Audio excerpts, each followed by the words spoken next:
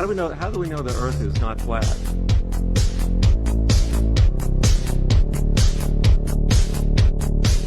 We don't.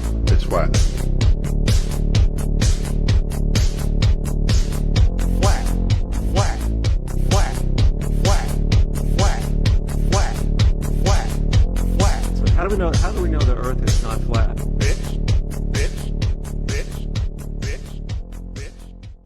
Desde que lançamos o estudo sobre refração, mostrando como as camadas de ar úmido e ar seco se dispõem na atmosfera, defensores do globo ficaram em polvorosa. Pedimos a estes ilustres devotos da pseudociência que nos mostrassem como pode ocorrer miragem inferior de um objeto que se encontra atrás da curvatura do globo, formando a imagem invertida na base. Nenhum doutor do globo resolveu nosso desafio e nunca resolverá, pois a miragem inferior é uma dica deixada pelo próprio Criador de que não há nenhuma curvatura onde os barcos somem no horizonte, bem como onde as ilhas e montanhas perdem-se de vista. No vídeo anterior, mostramos como a umidade devido ao princípio de Avogadro pode interferir na escala de densidade da atmosfera, fazendo com que as camadas mais baixas sejam menos densas e as camadas mais altas sejam mais densas.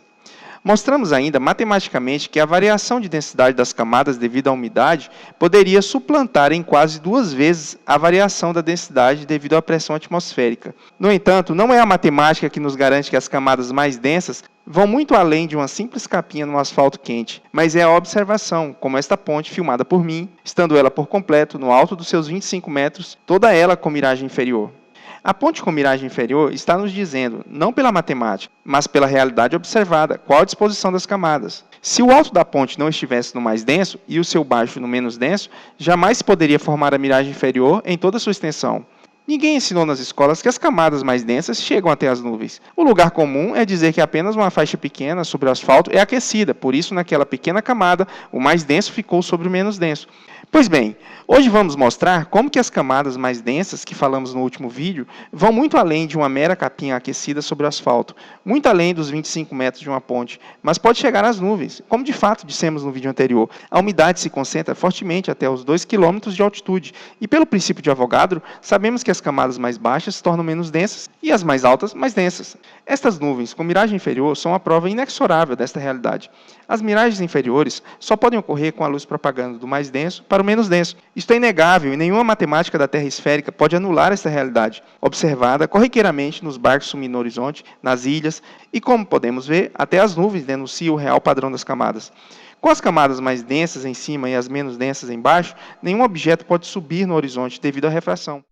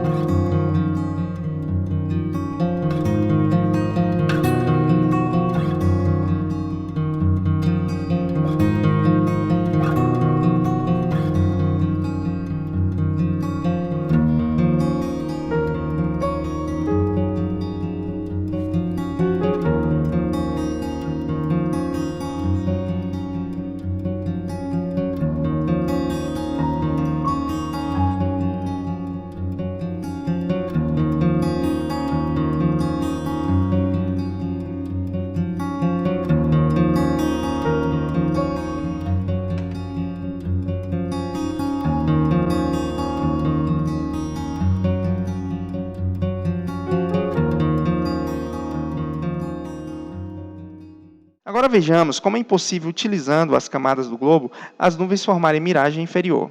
No globo, a luz que vem do Sol e reflete da nuvem até o observador propaga do menos denso para o mais denso, sempre se aproximando da normal, reta preta perpendicular à camada.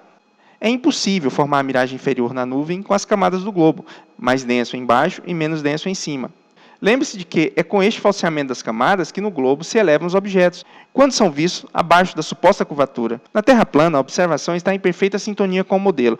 A refração, na esmagadora maioria das vezes, está abaixando os objetos, e a miragem inferior é a garantia de que isso de fato está acontecendo. Afinal de contas, o que sobe os objetos é a Fata Morgana, um fenômeno raro que acontece no Ártico e na Antártida. Para ocorrer miragem inferior, seja no barco, na ponte, na ilha ou na nuvem, a luz tende a propagar do mais denso para o menos denso, sempre se afastando da normal, até que o raio atinja um ângulo limite, onde passa a seguir até o observador no sentido inverso das camadas, se aproximando da normal. A luz que chega no observador é projetada pelo prolongamento do raio, formando uma imagem invertida abaixo do objeto real. Este foi, por sinal, nosso desafio aos entendidos do globo. Mostre-nos como podemos observar objetos abaixo do horizonte geométrico de uma esfera, com miragem inferior. Nas miragens inferiores, a luz sempre propaga do mais denso para o menos denso. Sobre o globo, um alvo que está atrás da curvatura jamais pode passar pela protuberância que é a curvatura e refletir nas camadas, sempre na ascendente. A luz jamais poderia chegar no observador.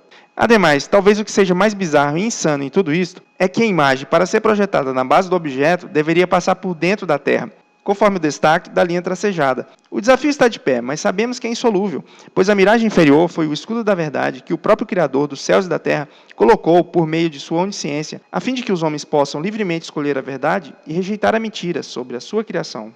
How do we know the Earth is not flat?